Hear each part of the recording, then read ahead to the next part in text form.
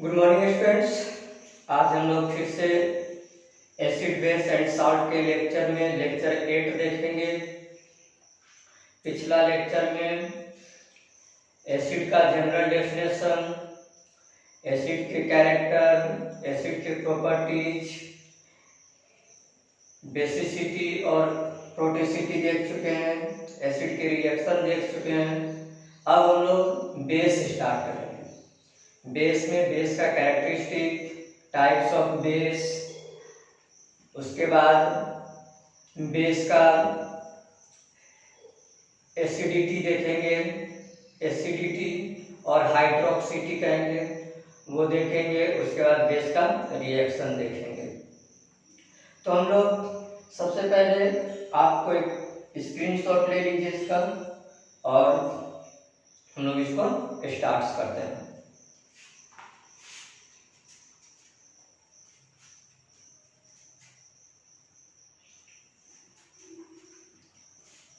Thank you दोस्तों, आप लोग स्क्रीनशॉट ले चुके होंगे। अब हम लोग एसिड बेस सॉल्ट में बेस को पढ़ने जा रहे हैं। बेस का जनरल डेफिनेशन हम लोग देख चुके थे एक कोड के अंतर्गत, और उसके बाद उस कोड में हम लोग देखे थे ट्रिपल बी में हम कहे थे कि एक बी से क्या हो जाता है बेस, दूसरा बी से बीटर और तीसरा बी से ब्लू। मतलब बेस का टेस्ट कैसा होता है, बीटर होता है। बेस जो है रेड लिटमस को ब्लू लिटमस में कन्वर्ट कर देता है। ये हम लोग इसका इसी के अंतर्गत हम लोग इसका जनरल डेफिनेशन देख चुके थे।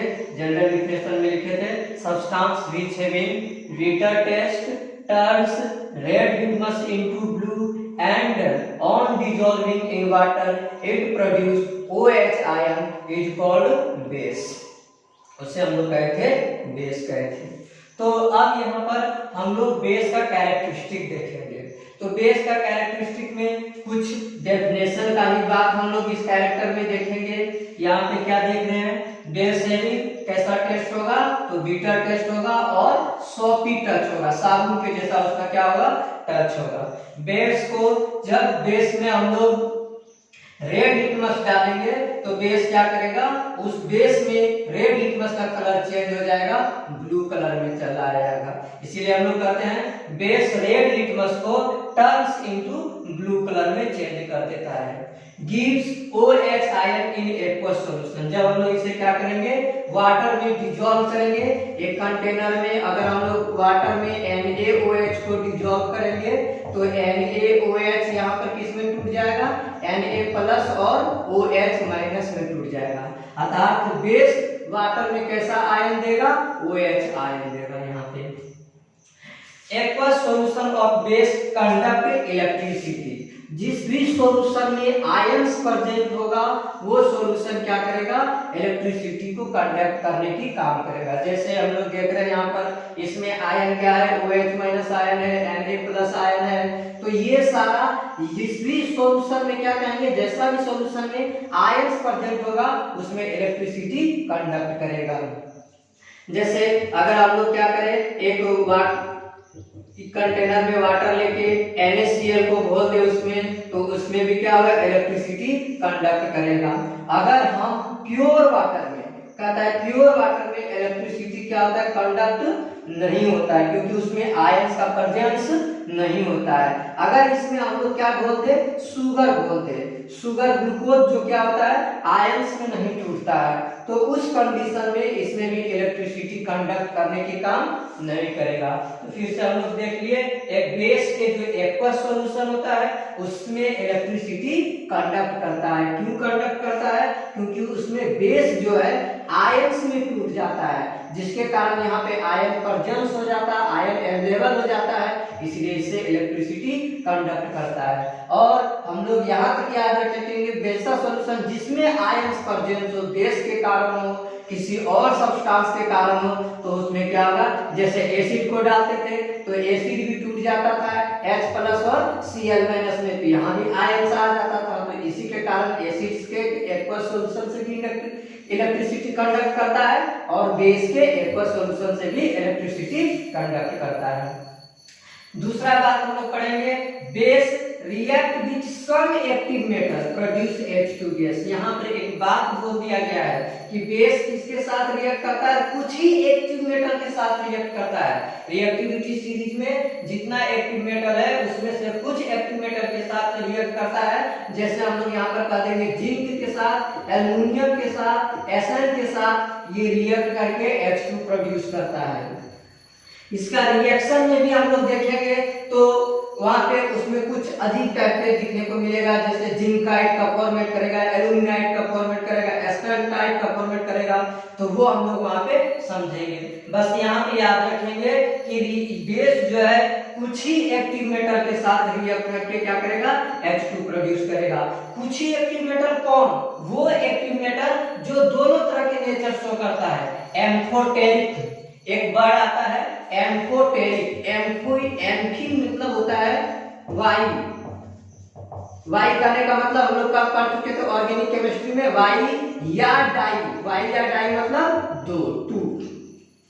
तो एम्फिटोरिक कहने का मतलब दो तरह के ये कैरेक्टर को शो करता है, एसिडिक कैरेक्टर को भी और बेसिक कैरेक्टर को भी। तो ये जिंक जो है, जिंक का ऑक्साइड अगर हम लोग ले लें ZnO, एल्युमिनियम का ऑक्साइड Al2O3, Sn का ऑक्साइड SnO, तो ये सारा ऑक्साइड जो है एसिडिक नेचर भी शो करेगा, बेसिक नेचर भी शो करेगा। इसीलिए बेस इसके साथ रिएक्शन करके, बेस इसके साथ रिएक्शन करके क्या प्रोड्यूस करेगा, H2 गैस प्रोड्यूस करेगा।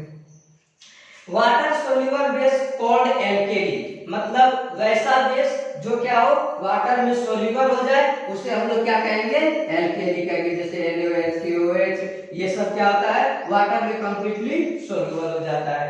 अब हम लोग देखेंगे types of base.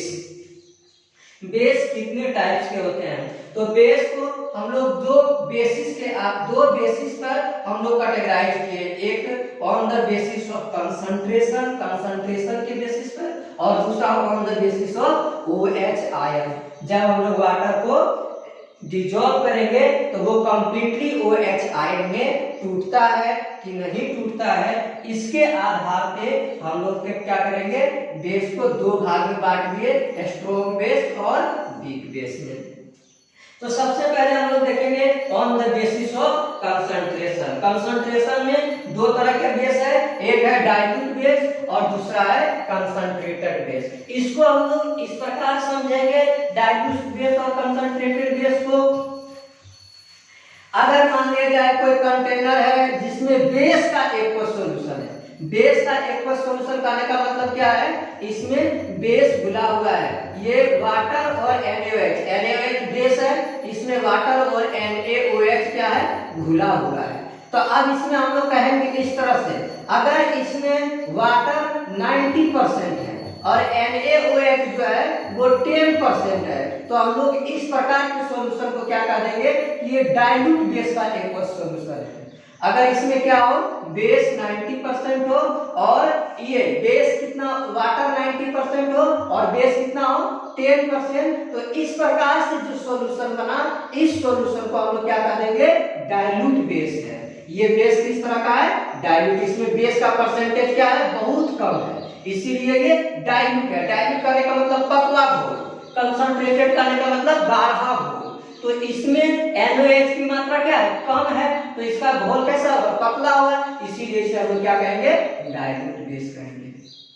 Concentrated base कहने का मतलब इसमें बेस का मात्रा बहुत ज्यादा है। इसको उल्टा कर दीजिए, इसमें 10% वाटर है और 90% क्या है, बेस है। 90% बेस हो गया और 10% वाटर हो गया, तो इसमें इस सॉल्यूशन का गाढ़ापन क्या होगा, ज्यादा होगा, क्योंकि इसमें 90% बेस है, तो इसीलिए हम लोग इसे क्या कहेंगे, कंसंट्रेटेड बेस कहेंगे। तो इसीलिए इसको डिफाइन किए, having low concentration of base, मतलब इस बेस में डाइल्यूट बेस जो होगा उसमें बेस का कंसंट्रेशन क्या होगा, बहुत कम होगा, इसीलिए उसे हम लोग डाइल्यूट बेस कर देंगे।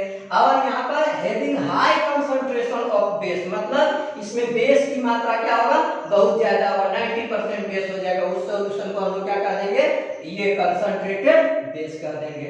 अब दूसरा हम लोग देख रहे हैं on the basis of OH ion.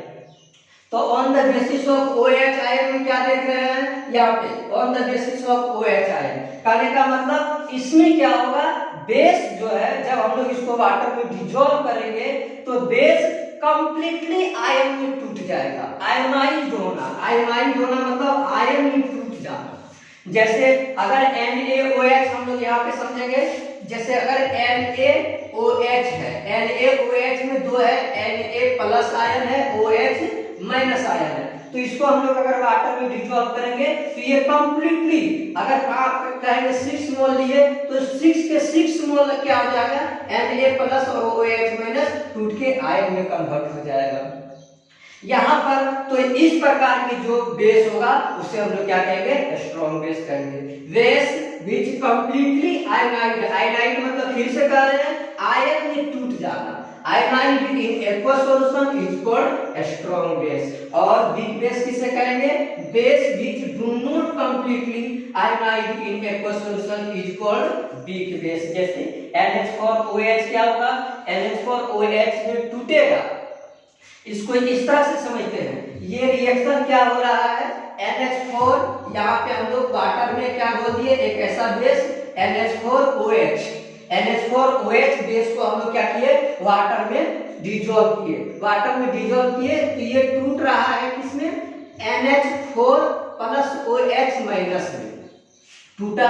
लेकिन एक समय के बाद, एक सर्टेन समय के बाद ये NH4 प्लस OH माइनस फिर से जुट जा रहा है और जुट जाकर के फिर NH4OH बन जा रहा है। तो ये कंप्लीटली डिसॉल्व नहीं हुआ, इसमें इस सॉल्यूशन में क्या होगा, कुछ NH4OH भी रह जाएगा और कुछ यहाँ पर NH4 प्लस OH माइनस भी रहेगा।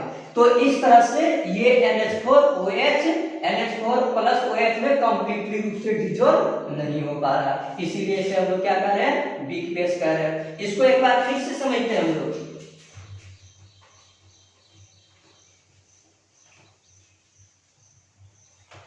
ये डबल रिएक्शन जो दिखा रहे हैं NH4OH, इसका मतलब क्या है, यहाँ पे देखना, एक एरो इस साइड है और एक एरो, इसको फॉरवर्ड साइड करते हैं, इसको बैकवर्ड साइड करते हैं। NH4OH माइनस यहाँ पर टूट गया किसमें, NH4 प्लस और OH माइनस में। तो ये सॉल्यूशन इस तरह से हम लोग समझेंगे, ये कंटेनर है जिसमें हम लोग NH4OH को क्या किए, डिसॉल्व किए। डिसॉल्व करने के बाद क्या हो गया, अगर मान लीजिए 5 मोल हम लोग NH4OH इसमें डिसॉल्व करने के किए तो एक सर्टेन कहेंगे ऐसे समझने के लिए कि 2 मोल NH4OH टूटा और उसके बाद 2 मोल NH4OH के बाद टूट भी रहा है और इधर NH4OH जुट करके फिर ये भी बन जा रहा है। तो जितना टूटेगा फिर बनेगा, तो इस तरह से कंप्लीटली नहीं टूट पाएगा, तो ये NH4OH कैसा हो जाएगा, वीक बेस हो जाएगा। तो इस प्रकार हम लोग समझ लिए concentrate base, type of base देख लिए, स्ट्रॉन्ग बेस, वीक बेस और डाइल्यूट बेस और कंसंट्रेटेड बेस। अब हम लोग नेक्स्ट लेक्चर में जस्ट अभी हम लोग सीखेंगे ये एसिडिटी और हाइड्रोक्सिटी।